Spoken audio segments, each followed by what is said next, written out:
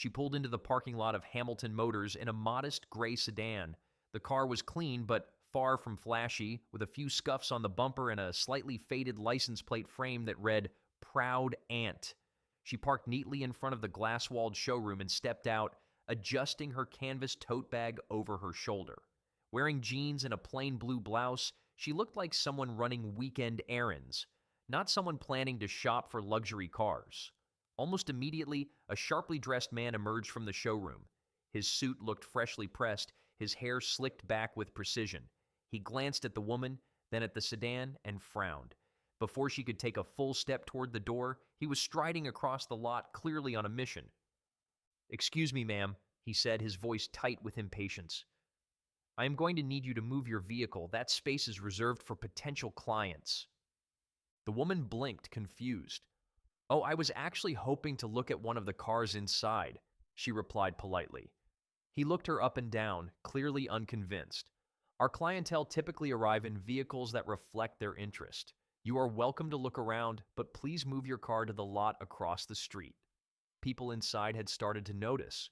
Through the expansive windows, a few well-dressed customers turned their heads to see what the fuss was about.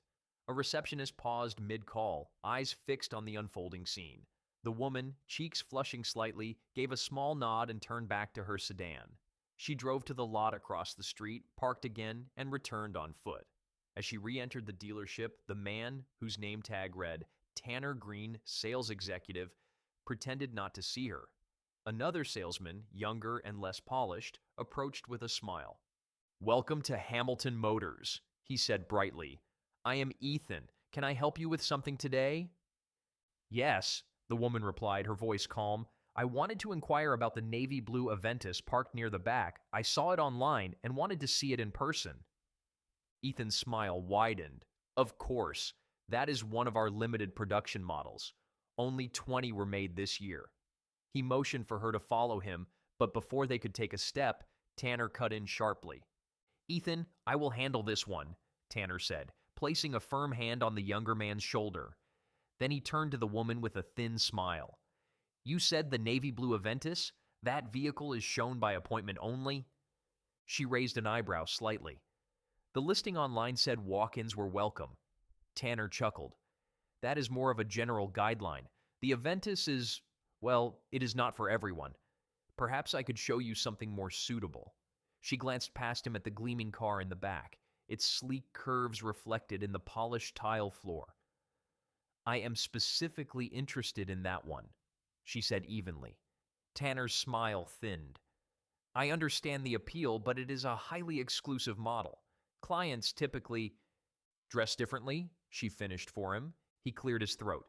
"Present themselves with a bit more seriousness, yes." The woman gave a small smile. "I see." She turned as if to leave, then paused. "Is there any reason you are unwilling to let me view it?" Tanner gestured broadly. "Look, you are free to admire it from a distance, but we have appointments today with serious buyers. We cannot waste time with browsers." Ethan looked away, visibly uncomfortable. The woman stood for a moment, then nodded. "Thank you for your time," she said quietly. As she walked out, the room seemed to exhale. Tanner turned to Ethan. "You have to qualify people fast in this business," he said. "We do not have time to entertain fantasy shoppers." Across the street, the woman returned to her modest car, opened the door, and sat quietly for a moment. Then she pulled out her phone and dialed. The next morning, just before the dealership opened, the parking lot was unusually quiet.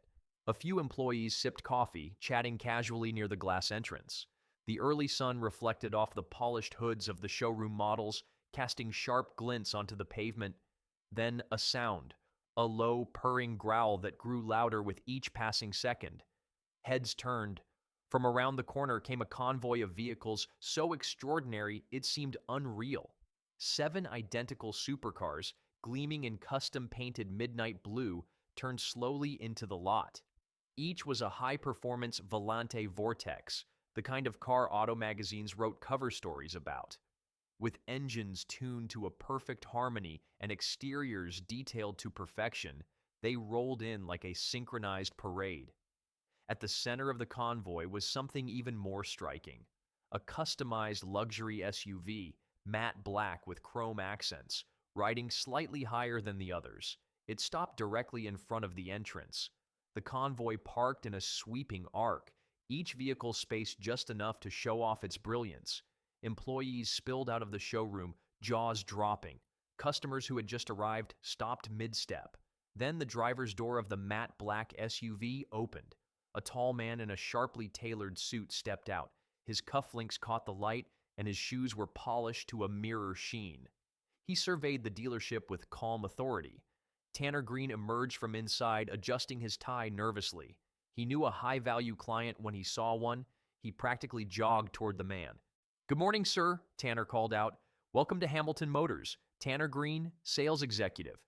How may I assist you today?" The man looked him over, his expression unreadable. "You are Tanner Green?" "Yes, sir, that is correct," Tanner said, extending a hand. The man did not shake it. "My name is Christopher Ellison," he said. "My wife was here yesterday. You asked her to move her car." Tanner froze. I am sorry, I do not recall." "She was interested in the navy blue Aventus," Christopher continued, his tone flat. "You told her to try something more suitable." Tanner's mouth opened, then closed. Around him, the staff had gone silent. Christopher nodded toward the row of matching supercars. "We are here to complete her purchase, and a few others." Tanner took a step back, stunned. Of course. Right this way." But Christopher did not move. "I think we will be working with someone else today," he said coolly. "Perhaps Ethan?" Ethan, standing nearby, blinked. "Yes, sir. I would be happy to help." Christopher nodded once. "Good." Tanner's face paled, but he managed a stiff nod and stepped aside. Ethan, clearly nervous but trying to remain professional, stepped forward and extended his hand. Christopher shook it firmly. "If you would follow me, sir," Ethan said. But Christopher paused. "Actually, I would like to take a look around outside first. Appreciate the lineup." Ethan nodded quickly. "Of course. Take your time." As Christopher walked along the row of vehicles, several people stepped out from the matte black SUV, assistants, consultants, and a few members of what appeared to be a security team. All wore neutral expressions and moved with quiet efficiency. One of them handed Ethan a folder. Inside were details of the purchases already pre-approved: the navy blue Aventus for his wife, 3 matching Vortex models for their corporate marketing team, 2 for private security, and 1 additional Vortex as a gift for his wife's father. All told, the purchase was worth over $6 million. Tanner watched from a distance, mouth slightly open. He took a step toward Ethan, but Christopher caught the movement and turned. "That will not be necessary, Mr. Green," he said calmly. "I believe Ethan has things well in hand." Tanner stopped in his tracks. Inside the dealership, word had spread quickly. Employees whispered behind display cases. The receptionist stared openly. Even the manager, who had been absent the day before, now hovered near the entrance, unsure whether to intervene. Christopher finally stepped inside, accompanied by Ethan and 2 associates. He walked directly to the navy blue Aventus and examined it without a word. His fingers traced the curve of the hood, then the trim along the door. "My wife has excellent taste," he said finally. Ethan smiled nervously. "Yes, sir. It is one of the finest vehicles we offer." Christopher turned to the showroom manager. "I believe everything is in order. We would like the paperwork ready for signature within the hour, and please ensure the vehicles are detailed and fueled by this afternoon. I will have transport arranged for final delivery." The manager nodded vigorously. "Of course, Mr. Ellison. Absolutely." Christopher gave a small smile. "Good, then I will leave you to it." He turned to Ethan. "Please send the documents to my office for digital signature. My assistant will handle payment." Ethan nodded. "Right away, sir." Christopher looked once more at the navy blue Aventus, then walked out of the dealership without another word. The convoy started up moments later and pulled smoothly away, leaving a stunned silence in their wake. Back across the street, the woman sat in her modest sedan once again, watching from a distance. When she saw the convoy disappear down the road, she allowed herself a small smile. She put her phone down and started the engine.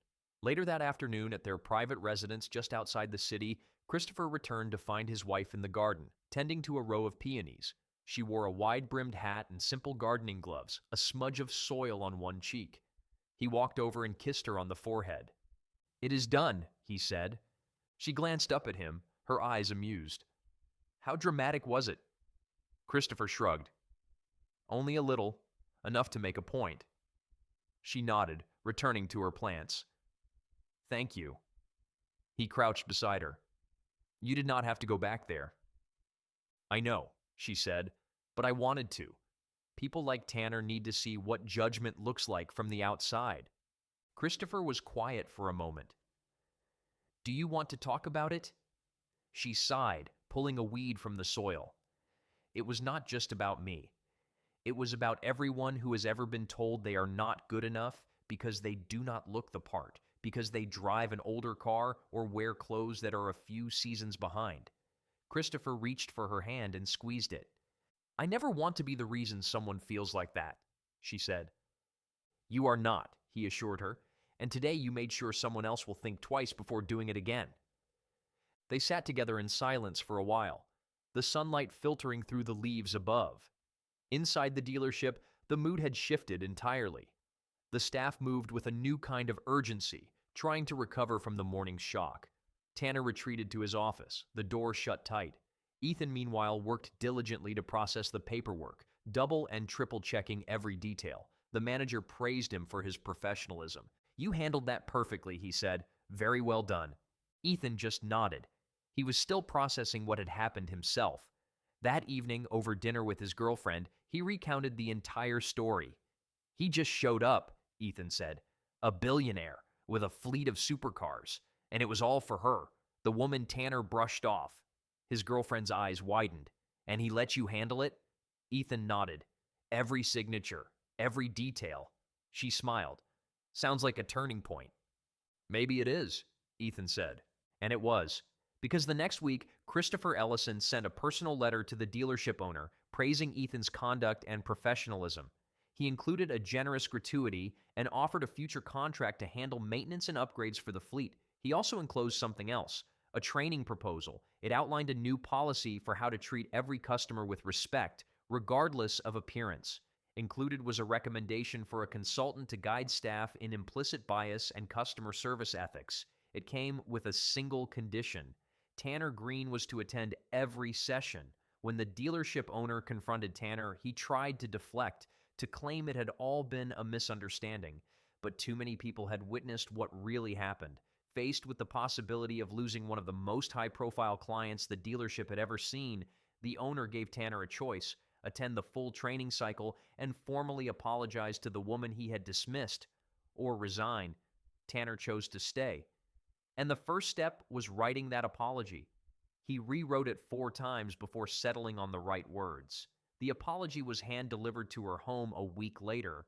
Inside a crisp envelope, Tanner had written with surprising sincerity.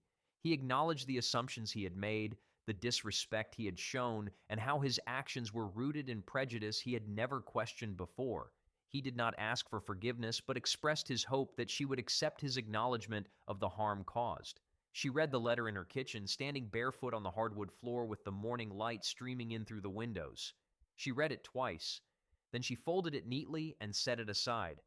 Later that day, Christopher found it on the counter. "You going to respond?" he asked. She shook her head. "I already did." "How?" She smiled. "By living my life exactly as I always have."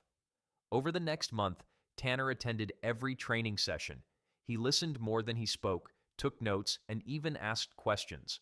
At first, he did it out of obligation, but slowly something began to shift.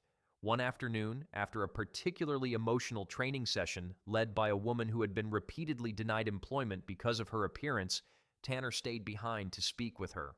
"I did what you described," he admitted. "I judged someone for how they looked, and I humiliated her." The trainer looked at him for a moment, then said, "What matters now is what you do with that understanding." That night, Tanner sat alone in the break room long after closing, thinking about all the customers he might have dismissed in the past. He wondered how many opportunities he had missed, not just for sales, but for human connection. The following week brought a new kind of challenge. The dealership had agreed to host a community event organized by the Ellison Family Foundation. It would bring together children and families from underserved neighborhoods for a day of fun and education about careers in automotive design and engineering. The entire staff was expected to participate. Tanner hesitated at first. These events were not part of his usual responsibilities, but he signed up anyway. On the morning of the event, he arrived early. He wore a staff t-shirt instead of his usual blazer. No cufflinks, no polished shoes, just comfortable sneakers and jeans. He helped set up tables, carried cases of bottled water, and greeted families at the entrance with a smile. One little girl, maybe 9 years old, asked if she could sit inside one of the display cars. "Of course," Tanner said, opening the door for her. Her eyes lit up as she slid behind the wheel. "This is the coolest thing I have ever seen," she whispered. Tanner smiled. "You know, you could build one of these someday." She looked at him surprised. "Me?" "Absolutely," he said. "All it takes is passion and a good teacher." She beamed. Later, Christopher and his wife arrived at the event. She wore a simple sundress and sandals, her hair pulled back in a loose braid. She moved through the crowd with ease, greeting volunteers, chatting with families, and offering warm encouragement to shy children. When she saw Tanner, she paused. He noticed her and approached slowly. "Thank you for coming today," she said, her voice calm. Tanner nodded. "It has been eye-opening." She studied him for a moment. "You seem different." "I feel different," he admitted. "It turns out humility can be transformative."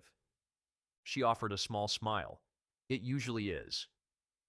They stood together for a moment, watching a group of children laughing near the bounce house. "I never really saw people before," Tanner said quietly. "I only saw profiles, numbers, appearances, but this has changed how I see everything." She nodded slowly. "Then maybe all of this was worth it." Over the months that followed, Tanner became one of the most requested salespeople at the dealership. Not because he had the flashiest pitch or the most expensive wardrobe, but because he listened. He respected everyone who walked through the doors, whether they drove up in a luxury vehicle or a 20-year-old compact car. His reputation grew.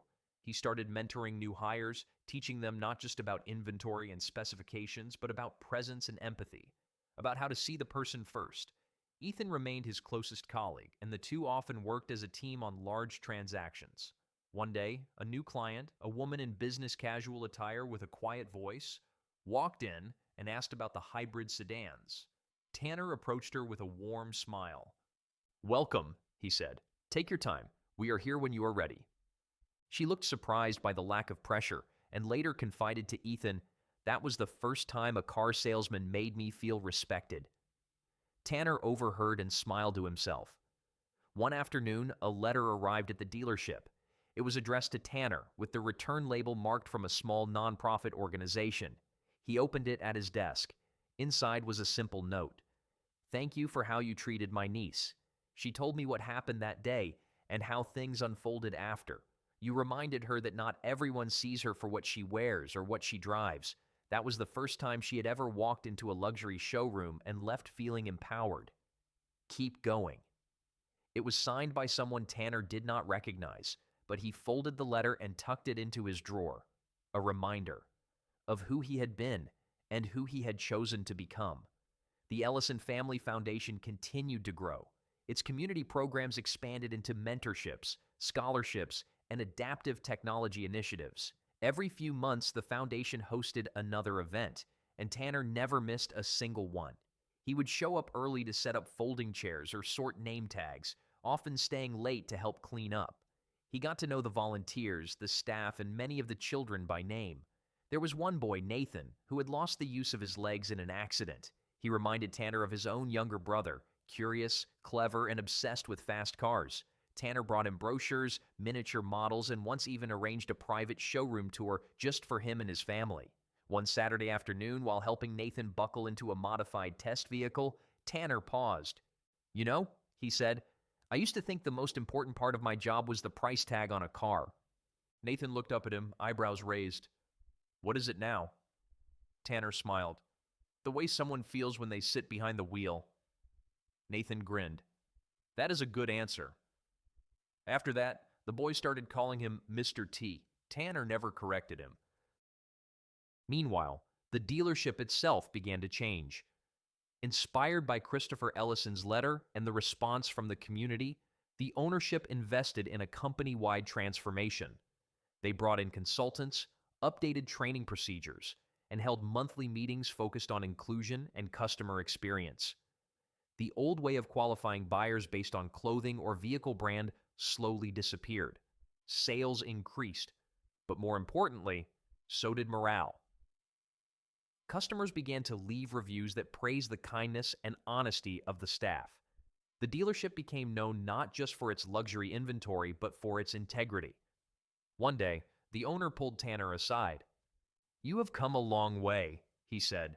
"I was not sure what would happen after that day, but you showed up. You did the work." Tanner nodded.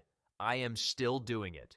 That is why," the owner said, "I want you to take on the new training division. Help us teach every new hire what you have learned." Tanner hesitated. "I am not sure I am the right person." The owner smiled. "That is exactly why you are." And so he accepted the role. His first presentation began with a photo of his younger self, hair slicked, arms crossed in a tailored suit, standing next to a display model. "This," he told the group, "is who I thought I needed to be." Then he clicked to the next photo, him at a foundation event wearing jeans and a volunteer shirt, crouched next to Nathan as they both laughed. "This," he said, "is who I am proud to be." The room was silent, and that was how the new hires met their mentor. Months passed, and the dealership continued to thrive. Christopher Ellison remained a loyal client, and though his visits were rare, they always made an impression. One afternoon, he arrived unannounced. He walked straight into the showroom, greeted the receptionist warmly, and asked if Tanner was available. Tanner came out of his office, wiping grease from his hands. He had just returned from a service bay walk-through. "Mr. Ellison?" he said, surprised. Christopher shook his hand. "I wanted to stop by in person. We are ready to move forward on the next set of corporate vehicles." "Of course," Tanner said. "I will handle everything personally." Christopher nodded, then added, "Also, I wanted to thank you. My wife mentioned how you have stayed involved with the foundation." Tanner looked modest. "It has been one of the most important things I have ever done." "She noticed," Christopher said. That evening, Christopher and his wife sat in their living room, sipping tea. Their home was elegant but understated, the way they liked it. Floor-to-ceiling windows overlooked a quiet garden blooming with jasmine and lavender. He handed her the finalized order form from the dealership. She glanced at it, then smiled. "So he handled everything?" "Every detail," Christopher said, "and he has earned every bit of trust we have given him." She nodded slowly, setting the papers aside. "You know," she said, "I think that day changed more than just one person." Christopher tilted his head. "It reminded me why we started the foundation," she continued.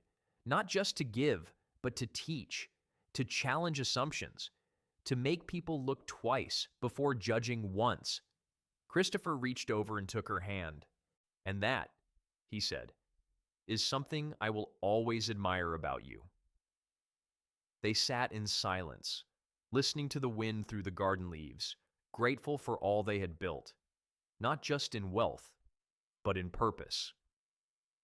The annual Ellison Foundation Gala arrived with elegance and warmth. The Grand Hall at the East Bridge Hotel was transformed into a dreamlike celebration of resilience and hope. Soft lights illuminated the crystal chandeliers, while floral arrangements in shades of blue and white decorated every table. The room buzzed with energy, philanthropists, community leaders, families, and children all coming together to support a shared mission. Tanner stood near the entrance, dressed not in a suit but in the event's soft gray volunteer uniform. He greeted guests, offered directions, and helped an elderly couple find their table. Every now and then, he caught a glimpse of Nathan zipping through the crowd in his chair, high-fiving other kids and charming every adult in his path. A jazz trio played gently in the background as speeches and tributes flowed. Stories of survival and support filled the space. Mothers speaking about treatments made possible through the foundation. Teachers who watched their students thrive with new learning tools. doctors who shared how adaptive equipment changed the lives of their young patients. In the center of the room, Christopher and his wife moved gracefully through the guests. She wore a midnight blue dress, simple in design but elegant in its movement. She stopped often, kneeling to speak with a child, sharing quiet words with a parent, offering warm hugs to those she had helped directly. When she finally made her way over to Tanner, he was helping adjust a decorative banner near the back entrance. "You did not have to volunteer again," she said, smiling.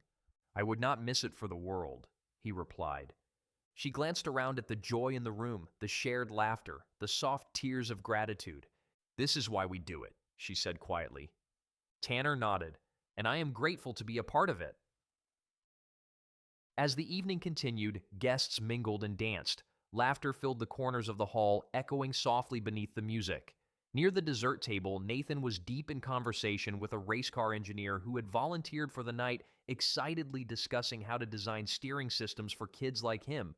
Meanwhile, Tanner found himself standing alone for a moment, drink in hand, watching it all unfold. A year ago, he would have never imagined himself here, not in this role, not in this environment, and certainly not feeling this fulfilled. "May I join you?" a voice asked. He turned to see Christopher Ellison, a drink in hand as well. "Of course," Tanner said. They stood quietly for a moment, observing the room. "It is different when you are not just on the outside looking in," Christopher said. Tanner glanced at him. "You mean seeing the people, not just the business?" Christopher nodded. "Exactly." They talked for a while about the progress the foundation had made, about the dealership's new customer initiatives, and about future community partnerships.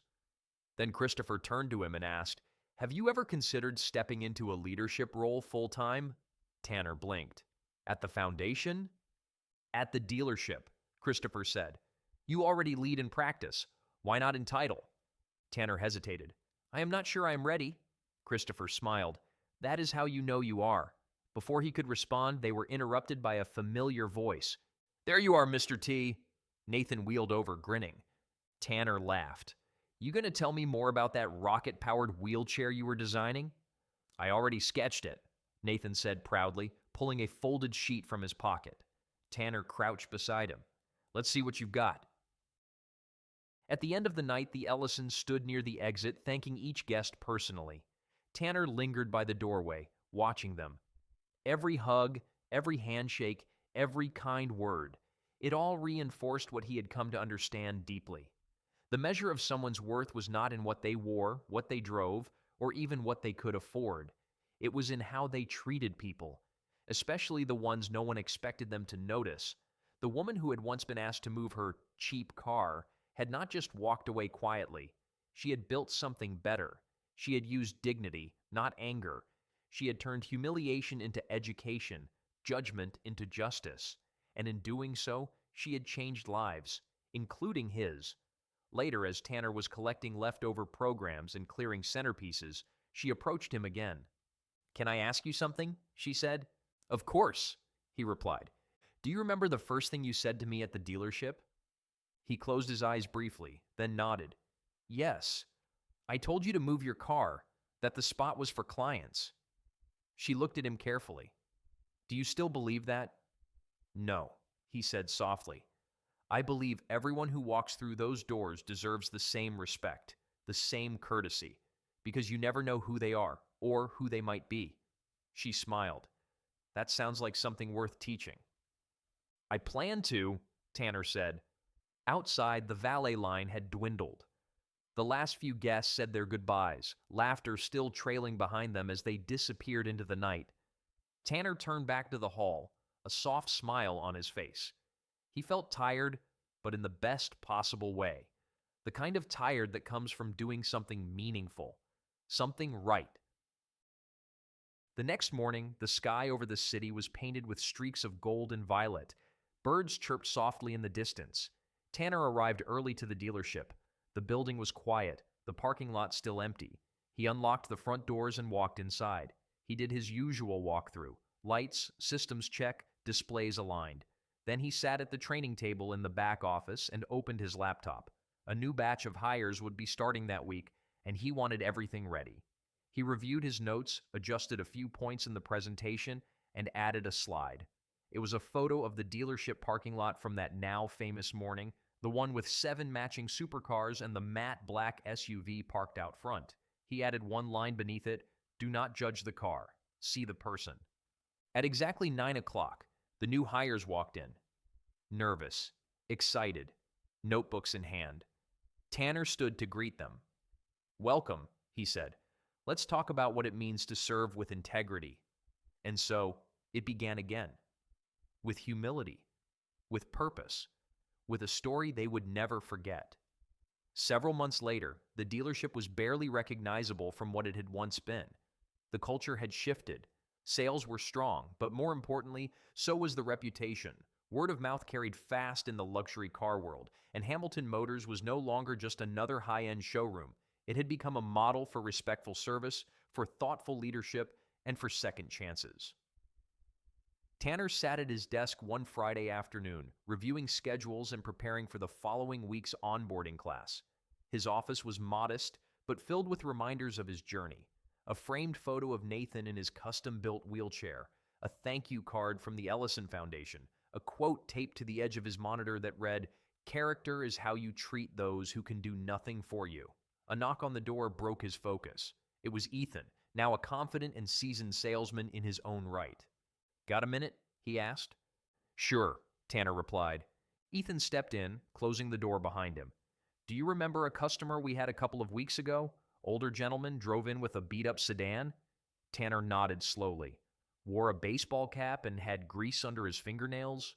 "Yeah," Ethan said. "He came back." Tanner raised an eyebrow. "Really?"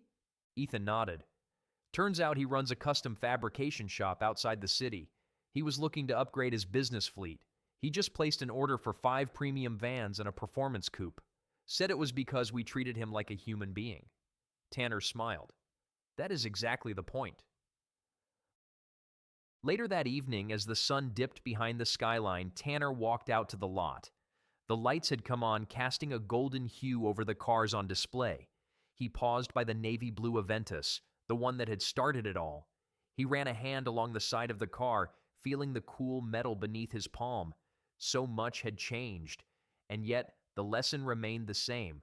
He thought back to the moment he had watched her step out of that modest gray sedan, the assumptions he had made, the words he had said. He had believed he was protecting the dealership's image when in reality he had been chipping away at its integrity. But now the place was stronger than ever, because it had learned how to see people first. Across town, in a quiet corner of the Ellison estate, she sat on the back patio with a cup of tea in hand. The stars were just beginning to emerge, faint pinpricks of light in the dusky sky. Christopher joined her, bringing a blanket for her shoulders. "Long day?" he asked. She nodded. "Rewarding, though. We finalized the plans for the new adaptive tech lab." He sat beside her.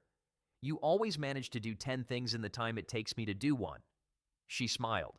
"That is not true. You bought 7 supercars in 20 minutes once." He laughed, wrapping an arm around her. "That was for a good cause." She sipped her tea. "You know, I do not think we ever fully understood the ripple effect of that day." He looked out toward the horizon. "Maybe not, but we saw what a small moment can become." They sat in comfortable silence, listening to the wind in the trees. Then she said, "Do you think people can really change?" Christopher nodded. "I think they can, if they are willing to face who they were and choose who they want to become." She leaned into him slightly. "Then I am glad we gave him the chance." "Me too," he said. Back at the dealership, the night crew had taken over. Lights dimmed in the showroom, and the cleaning staff moved efficiently through the space. One of the janitors paused by Tanner's desk, noticing the quote taped to his monitor. He smiled to himself, then continued sweeping. On a bulletin board in the staff lounge, someone had pinned a copy of a customer review that read, "I was treated with kindness, not judgment." It made all the difference. Next to it was a photo from the last foundation event, Tanner, Ethan, and Nathan all laughing together under a blue balloon arch. A small plaque had been installed just inside the front entrance, donated anonymously. It read, "Every person has a story. Take time to listen." And beneath that, in smaller letters, "Inspired by a woman who chose grace over vengeance." 1 month later, the newest Ellison Foundation initiative launched in partnership with the city's largest community center. It was a day of celebration, ribbons, camera flashes, and grateful speeches echoing through the newly renovated gymnasium. What had once been a neglected space with cracked floors and flickering lights was now a state-of-the-art adaptive sports arena designed for children with mobility challenges. Dozens of kids explored the court in wheelchairs built for speed and agility. Coaches guided them through basketball drills and obstacle courses. Volunteers handed out snacks and water, while parents looked on with pride and joy. At the far end of the court, a group gathered for a photo near the gleaming silver plaque that bore the foundation's logo and the words, "Champions Rise Here." Among the volunteers was Tanner. He had arrived early, helped set up equipment, and now spent the afternoon demonstrating basketball techniques to an eager group of children. His event shirt was smudged with chalk, and a tiny piece of Velcro from a knee brace clung to the hem of his jeans. "Pass it back, Mr. T," Nathan called from across the court. Tanner caught the ball and tossed it over, smiling as the boy made a perfect shot. A cheer erupted from the other kids. Just beyond the court, Christopher and his wife watched the scene unfold. She wore a soft yellow blouse, her hair braided back to stay out of the spring breeze. She held a tablet under one arm, where the next phase of the foundation's outreach was already mapped out. But for now, she let herself stay in the moment. "It never gets old," she said. Christopher nodded. "Number it really doesn't." She looked over at Tanner, who was now crouched beside a young girl in a pink helmet, adjusting the wheels on her chair to help her turn more easily. "He found his purpose," she said softly. "He had to be willing to see it first," Christopher replied. She nodded, then smiled. "We all do." Later that afternoon, a small ceremony was held to honor the donors and volunteers who had made the project possible. The mayor gave a speech, the community center director offered heartfelt thanks, and then Christopher stepped up to the podium.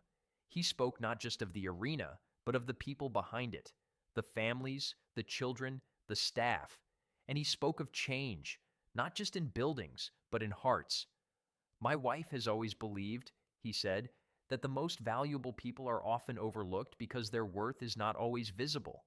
This space, this program, is here to make sure no one is invisible again." The room erupted in applause. As the crowd dispersed, Tanner approached the Ellisons. "I wanted to thank you both," he said. Christopher shook his hand. "For what?" "For believing I could be more than I was," Tanner replied. His wife smiled gently. "You were the one who decided to change. We just gave you a reason to look in the mirror." Tanner looked around at the joyful chaos of the gym, the kids racing down the court, the volunteers laughing, the parents clapping from the sidelines. "It was worth it," he said, and he meant it. That evening, as the sun began to dip and the last of the guests filtered out of the building, Tanner lingered behind to help clean up. He and Nathan gathered stray basketballs, while volunteers folded chairs and collected water bottles. "Did you see my three-pointer?" Nathan asked. "Twice," Tanner said proudly. Nathan grinned. "I think I want to play in a league." "You should," Tanner said. "And when you do, I'll be there to cheer you on." "You promise?" "I promise." They bumped fists.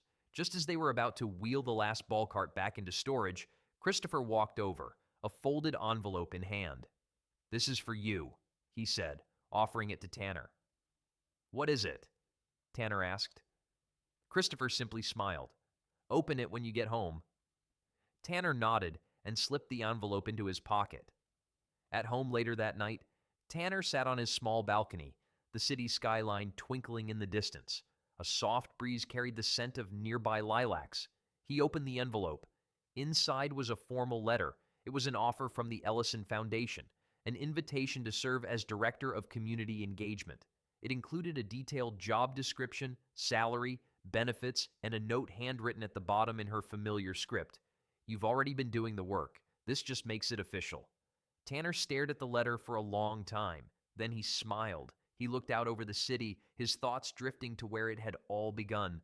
A woman stepping out of a plain sedan into a place where she had not been welcomed. A moment of arrogance, a lesson learned, and now a life rebuilt with purpose. The next morning, he handed in his notice at the dealership. There were handshakes, hugs, and even a few tears. Ethan promised to carry on the work they had started together. The manager said the training program would continue in Tanner's name. And on his final day, every staff member wore a sticker that read, "See the person." Tanner's new office at the foundation was modest but full of light. His desk faced a wide window that overlooked a park filled with families. The first photo he placed on the wall was of Nathan, holding up his league registration form with a huge grin. His first day on the job was a busy one: meetings, outreach calls, planning sessions. But at lunch, he took a walk through the foundation's campus, passing classrooms, therapy rooms, and studios filled with music and laughter. And in every face he saw possibility. The weeks turned into months, and Tanner settled into his new role with the same energy he once gave to selling cars. Only now he was offering something else: dignity, opportunity, belief. He spoke at schools, met with local leaders, and helped launch new programs designed to support those who too often went unseen. He stayed connected to the dealership too. He returned now and then to guest teach the orientation sessions. He told his story, he showed his mistakes, and he reminded every new hire that the measure of a person's worth is never what they wear or what they drive, but how they walk through the world. The dealership framed one of his quotes near the reception desk: "Respect is not a luxury, it is the starting point." Back at the foundation, he worked late one evening on a new proposal when he heard a knock at his door. It was Nathan, now nearly a teenager, taller and bolder. "Got a minute?" "Always," Tanner said. Nathan handed him a flyer. "This is for our team's first home game next month. I wanted you to have one." Tanner looked it over. "I will be in the front row." Nathan paused, then said, "I used to think you were just a car guy." Tanner laughed. "So did I." "Well," Nathan said, heading for the door, "you turned out okay." When he left, Tanner looked at the flyer again. It read, "City Cyclones, Adaptive Youth League, opening game." Beneath it, a quote from one of the players: "We are not here to be pitied, we are here to play." Tanner leaned back in his chair, the soft hum of the office settling around him, and he smiled. Because once, he had judged someone unfairly, and in return, he had been given the chance to become someone better. If this story resonated with you, please consider joining our community of listeners by subscribing, and we would love to hear your thoughts in the comments below. Have you ever misjudged someone based on their appearance, or been misjudged yourself? Your experience might inspire someone else to look deeper, to think twice, and to show kindness where it matters most. And remember, the true measure of worth is never found on a price tag. It is in how you treat others, especially when you think no one important is watching. See you in our next story, where another powerful lesson awaits.